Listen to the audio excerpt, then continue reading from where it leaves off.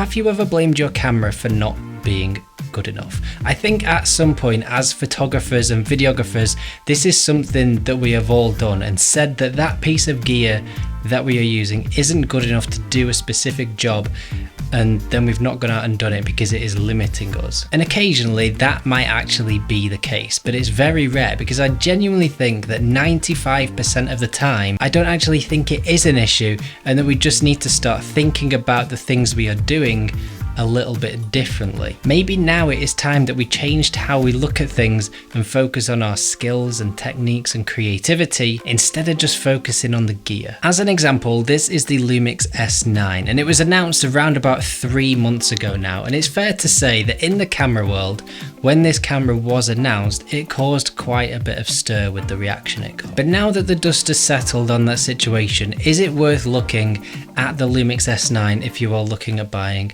brand new camera? Probably, yeah. And the reason for that is because we're at a point now where literally every camera you buy is just so good. Now obviously each camera will have its own quirks, and the Lumix S9 is no different. There's no mechanical shutter, there's no EVF, just to name a couple of things. But that doesn't mean that you can't go out and create incredible things with this camera. Now I'm not going to get into the whole specs and costs and things like that, because that's not what this video is about. I just want to look at the broader topic as a whole. So I'm not saying that the Lumix S9 is the perfect camera and you need to go out and buy one. I'm just using it as an example of the whole topic. Today's cameras are packed with insane features that even just 5 or 10 years ago we wouldn't have even dreamed of, with things like AI autofocus, high resolution sensors, and the S9 is no different. This is practically an S5 II packed into a tiny little body. The S5 II or the S5 IIX are still my favourite cameras that I've used, and to have that amount of functionality packed into this camera that I can just carry around with me absolutely anywhere because it is much smaller, I can pretty much almost stick it in my pocket. Whether you like it or not, that is pretty great. So whether it is the Lumix S9, the S5 IIX, the Canon R5 II, or the Sony A7 whatever number they're on now, all of these cameras offer incredible image quality, incredible dynamic range, incredible features and versatility, and more the gaps between what these cameras can actually do is shrinking because they are just so good. I went for a photo walk around Liverpool the other day with Emily, whose YouTube channel you will probably be aware of, Micro 4 Nerds. If you're not following it, make sure you go and check it out. It's incredible. I will link it down below. I spent the entire day shooting on just the Lumix S9, and Emily filmed an entire video using just the DJI Pocket 3, which has a tiny little sensor but is incredibly capable. And it just got us chatting about this whole situation, about which cameras we use. So the Lumix S9. Now me and Emily were both very lucky enough to be out in Osaka for when this was announced, and everyone was super excited about it. Amazing week, it was a lot of fun. And then when the official announcement came out, things went a bit topsy-turvy. A little bit, yeah, a little bit of controversy. But I just wanted to get your opinion on, now that's happened, as 2 or 3 months ago, as a whole, because I still think that this is an incredible camera, and I don't know about you, I don't particularly worry about what camera I pick up now when I go out to shoot, unless I'm going out to do something like a professional shoot where I need a specific thing. I know that pretty much any camera now will suit my needs. Yeah, I totally agree. I if you've ever seen my channel, I like 10-year-old cameras. I went to Greece last week with the GH1, for example. GH1? Yeah, it was beautiful. I do believe for photography-centric stuff, any camera in the last 10 years is probably pretty good. If you know your exposure triangle and you have an eye for composition, you will be able to get good photographs with pretty much anything. But as you say, it is the right tool for the right job for certain scenarios. Yeah, so when it comes to limitations like no mechanical shutter, for example, that obviously has an impact potentially with rolling shutter and things like that. But there are workarounds. So does that ever put you off? I think I had to just not reply to a few of my comments, to be honest. I don't know how you got on your video. Similar.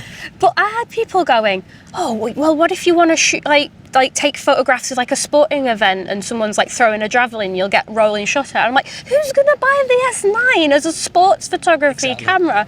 You know, it's an everyday carry, document your life, take it on holiday, take photos of your kids, do social media with it. You know, it's not a specialist camera, and I think it got a lot of fire unnecessarily. Yeah. I think people wanted the world from it when it wasn't ever supposed to be that. Exactly that, yeah. It's funny you should say like shooting sports, because I went to the cricket the other day and shot cricket with it. Yeah. And yes, it's not perfect for that, but I got some good stuff with it. And you stick it out there, no one's going to care what camera you shot it. No. And you know, the whole thing, mechanical shutter only, or you'll get banding. It's like we were all in Osaka where There's flashing lights everywhere. it's a land of lights, and I did not see banding in anyone's photographs. Your phone doesn't have a mechanical shutter. I honestly think for the right person, the S9 is a brilliant camera. I think it's had a lot of unnecessary anger aimed at it, even though I just think it's people misunderstanding its use cases. If you go out and use it in the way that it was intended, it's perfect. I think it's very good. Could it be £300 cheaper? Yes. I think the price is another thing, but yeah, I completely agree with you. And you'd stick a little lens on it like this, the Sigma 45mm. It's so much fun to use. All you need. Exactly. I genuinely did go to the cricket and shoot purely on the Lumix S9 just to give it a go really and see if you could get away with it, and it turns out you genuinely can. Granted, it did look very ridiculous when I attached my big Sigma 100 to 400mm lens on this tiny little Lumix S9, but it did a great job. Now obviously there are way more capable cameras out there for shooting sports photography or wildlife photography than the Lumix S9 or the latest Sony APS-C camera that's just come out, the Sony ZV-E 10, 2, 3, 5, 6, 8, 9, 10. There are ways to work around the fact that it only has a mechanical shutter and no EVF. Go out and shoot, and don't make excuses for not being able to go and do it because you don't have that latest and greatest piece of kit available to you. This is the point that I'm trying to make about gear being good enough, because you might have potentially been put off about buying the Lumix S9 when it was first announced because you saw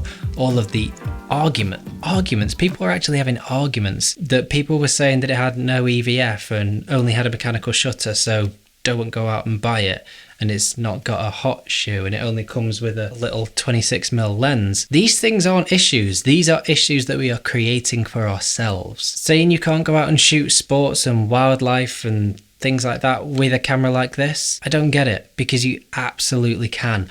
All of the kit that we have available to us now, no matter what camera you buy, is so good and is light years ahead of where we were 5 or 10 years ago. We should be inspiring each other to go out and create, instead of just arguing about what kit is better than other kit and which kit we should be using for certain things. If you have a camera and you want to shoot something, go and shoot it. End of.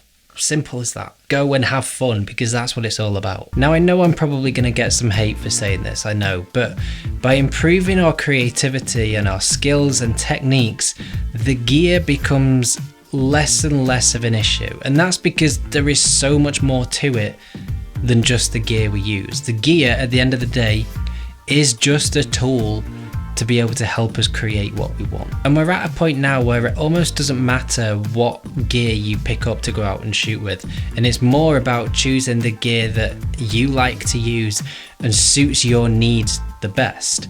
And yes, there are always going to be exceptions to that. If you know you need something specific for a certain job, absolutely, that's fair enough. But Apple shoot their keynote videos on an iPhone. Does that not tell you everything you need to know about how good technology is now? It's insane. There is way more to it than the camera, and you can improve your lighting techniques or your sound techniques. Too often, we put too much emphasis on the gear when in fact we actually need to be thinking about ourselves, our skills, our creativity.